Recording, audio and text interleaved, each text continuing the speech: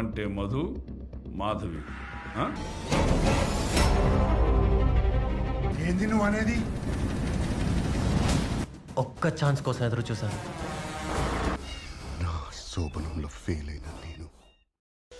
Halo sahabat, Assalamualaikum. Apa kabar? Semoga sehat selalu dan senantiasa berbahagia. Terima kasih sudah subscribe dan selalu setia menyimak video-video SLMT TV.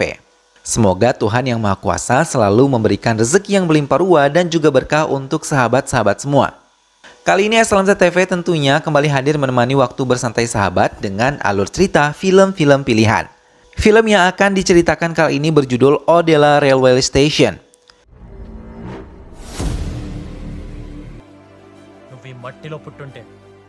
Baiklah sahabat, tanpa perlu berlama lagi, langsung saja kita simak. Ini dia alur cerita filmnya.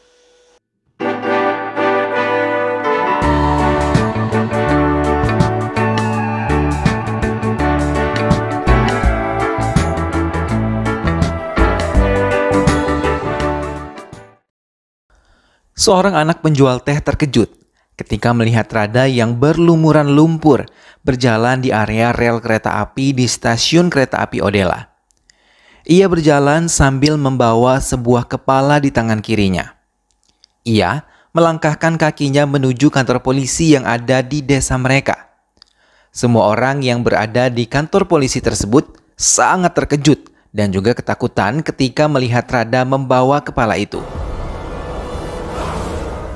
Sementara di tempat lain, polisi IPS bernama Anudip mendatangi sebuah sumur tua yang sudah lama tidak digunakan. Mereka menarik sebuah tubuh tanpa kepala yang ada di dalam sumur tua tersebut.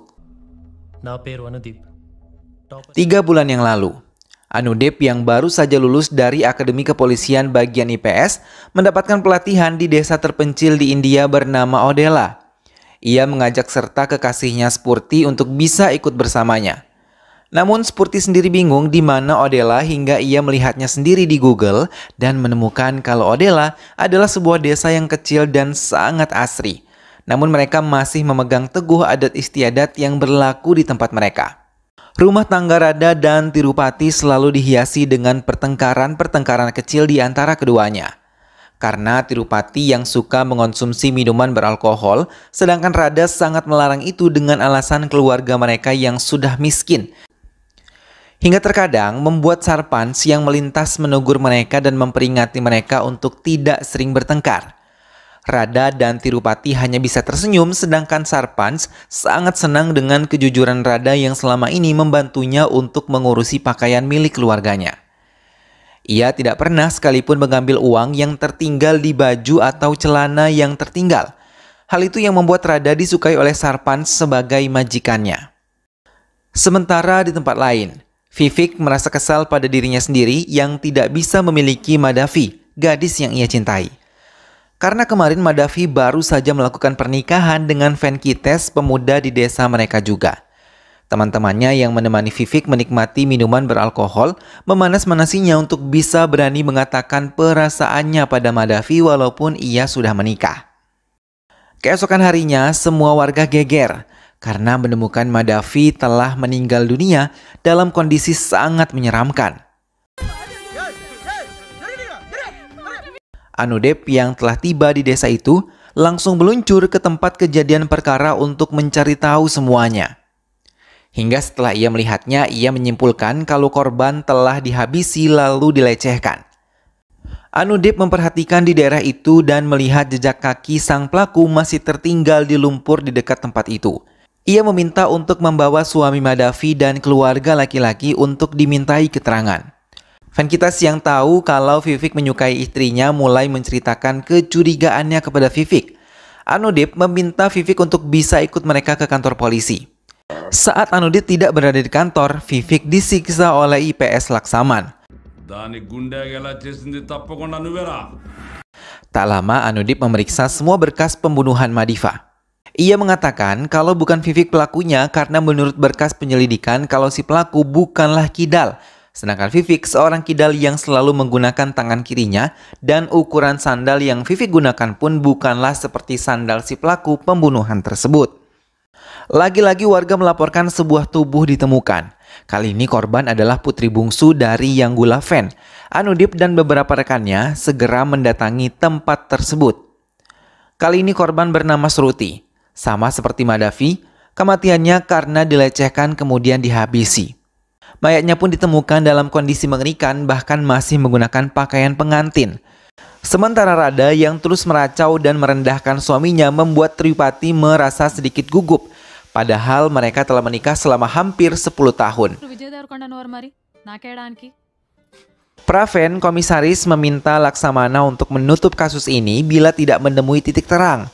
Tapi saat Laksamana mengatakan Anudip sama sekali tidak menerimanya karena ia ingin benar-benar menuntaskan kasus ini karena ia yakin ia mampu menemukan sang pelaku. Hingga Anudip memperluas penyelidikannya untuk bisa segera menemukan si pelaku.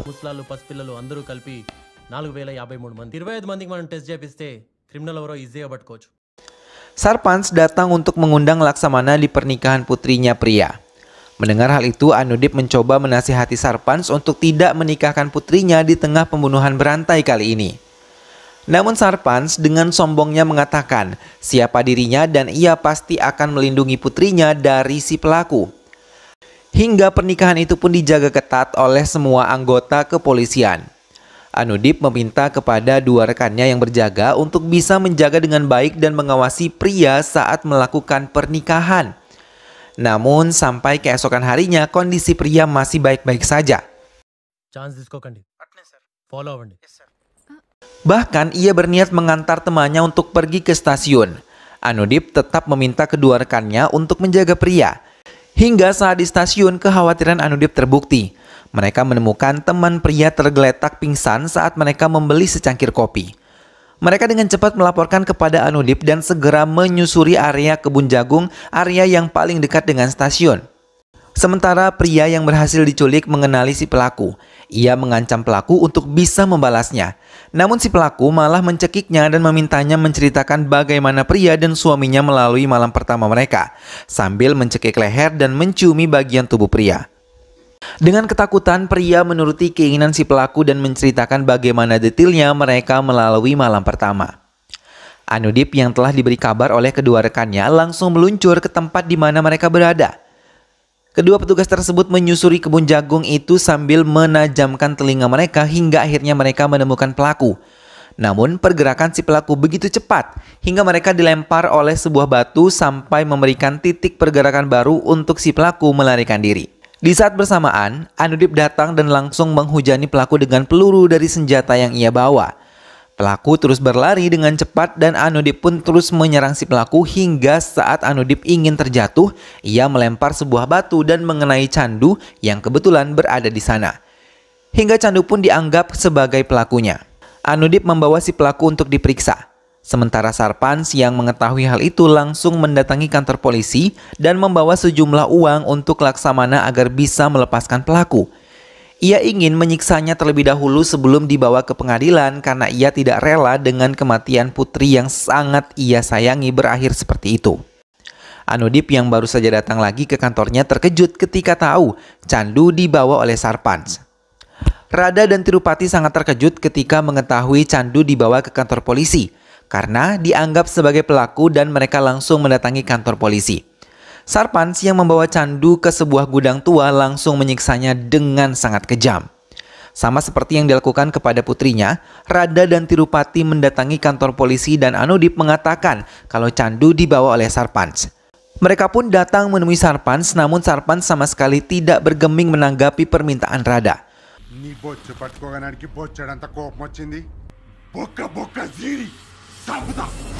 Merasa ditolak, Rada dan Tirupati pun mendatangi beberapa tempat perlindungan yang ada di desa mereka. Namun tak satu pun dari mereka yang mau menolongnya, bahkan pengacara sekalipun malah meminta nominal yang sangat besar untuk bisa membantu mereka. Dengan keputusasaan mereka pun meninggalkan tempat itu dan kembali ke kediaman mereka. Anudip kembali mendapatkan laporan tentang penemuan mayat di area kebun jagung juga.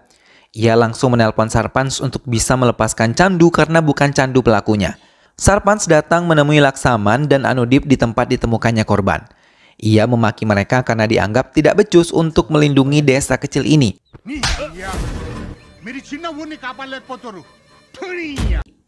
Anudip pun merasa putus asa hingga menceritakan pada Spurti keinginannya untuk cuti sementara dari desa Odela. Ia tidak menyangka kalau kasusnya menemukan jalan buntu.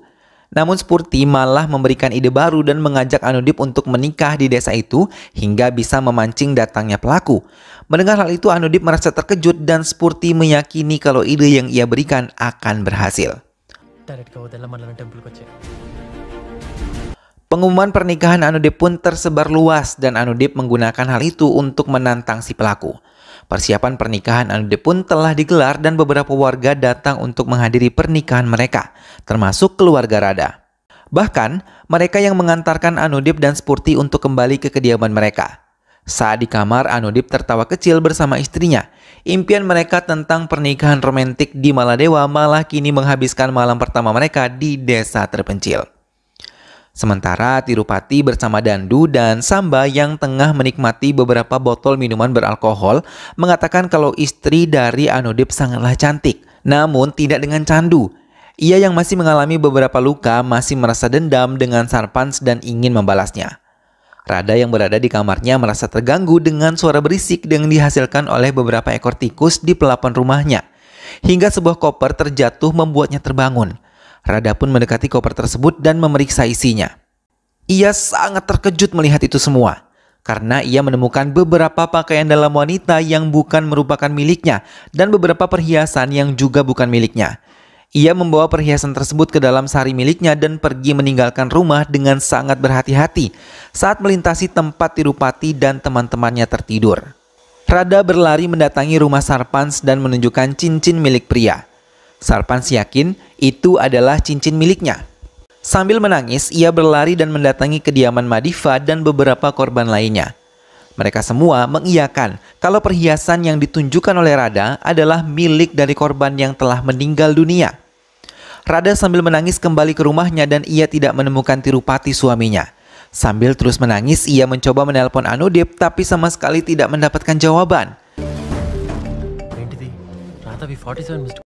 Dengan cepat Rada mengatakan Anudip untuk mencari istrinya. Rada meminta Anudip untuk mencari istrinya sambil terus menangis mengatakan kalau pelakunya adalah Tirupati, suaminya sendiri. Anudip pun menurutinya dan mencari keberadaan istrinya dan ia sangat terkejut ketika tidak menemukan istrinya. Sementara Tirupati yang mengayuh sepedanya dan membawa sebuah spray dari tempat Anudip tersenyum penuh kemenangan karena ia telah berhasil membawa istri Anudip setelah membuatnya pingsan. Rada kembali ke rumah dan membawa anjingnya kembali untuk mencari keberadaan Tirupati. Mereka terus berlari dan mencari di area lahan kosong, tak lupa ia mengabari Anudip dan memintanya mendatangi tanah kosong yang ada di desa mereka. Anjing Rada terus menyalak di sebuah sumur kosong. Rada sendiri terus memanggil nama suaminya sambil terus menangis. Anjing Rada yang menyalak akhirnya membuat Rada mendekat dan melihat hingga ia sangat terkejut melihat Tirupati mencoba melecehkan Spurti. Ia menjerit dan meminta suaminya tidak melakukan hal itu. Tirupati pun mendekati istrinya dan Rada yang terlalu marah mulai memaki suaminya hingga membuat Tirupati marah dan menarik rambut Rada. Ia mengatakan kalau ini semua ia lakukan karena Rada yang selalu merendahkan Tirupati. Mulai dari malam pertama Rada mengatakan hal yang sangat menyakitkan Tirupati hingga mereka pun tidak pernah melalui malam pertama hingga 10 tahun pernikahan mereka belum pernah melalui malam pertama dengan penuh kehangatan. Tirupati merasa sangat menikmati ketika melecehkan korban-korbannya hingga ia bisa menunjukkan kejantanannya yang selama ini diragukan oleh Rada istrinya sendiri. Mendengar hal itu, Rada tercengang, namun ia tetap menyalahkan kalau semua tindakan suaminya adalah hal yang sangat salah.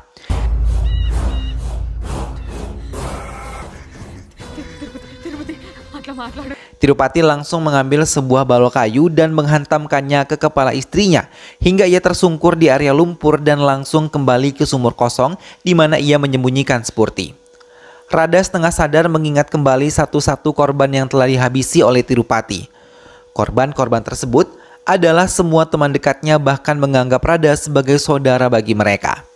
Satu kekuatan tiba-tiba datang kepada Rada. Ia mengambil cangkul yang ada di dekatnya dan dengan sisa tenaga yang ada, ia melompati sumurnya dan menghantam cangkul tersebut hingga berhasil menghabisi suaminya di hadapan Spurti yang ingin dilecehkan. Rada pun menarik kain sari yang ia gunakan untuk menutupi tubuh Spruti dan membawa kepala suaminya ke kantor polisi. Polisi menyimpulkan kalau Tirupati menderita sindrom impotensi rendah dan kata-kata Rada yang menyakitkan Tirupati hingga mengakibatkan Tirupati nekat berbuat seperti itu. Anudip pun berhasil menerima penghargaan atas penuntasan kasus yang terjadi dan film pun selesai. Nah sahabat, itulah tadi alur cerita dari film yang berjudul Odella Railway Station. Mulutmu adalah harimaumu. Jika tidak berhati-hati dengan lisan, bisa jadi karena lisanmu kamu terbinasakan. Seringkali ketika kita berinteraksi tak sadar ada lisan ataupun kata-kata yang mungkin menyakiti. Maka dari itu jagalah lisan kita agar tidak menyakiti orang lain. Karena bila seseorang telah sakit hati, maka dampaknya bisa saja mengerikan dan mencelakakan. Maka ada nasihat yang mengatakan, jika tak mampu berucap yang baik-baik maka lebih baik diam. Karena terkadang pepatah diam itu emas memang benar adanya ya sahabat. Mudah-mudahan sahabat semua terhibur setelah menyimak alur cerita film ini dan sampai berjumpa kembali di alur cerita film-film selanjutnya. Terima kasih sudah menyimak video ini sampai akhir dan ingat untuk selalu dukung SLMT TV dengan cara klik like, comment, share dan juga subscribe. Sampai ketemu lagi, sehat selalu sahabat dan wassalamualaikum.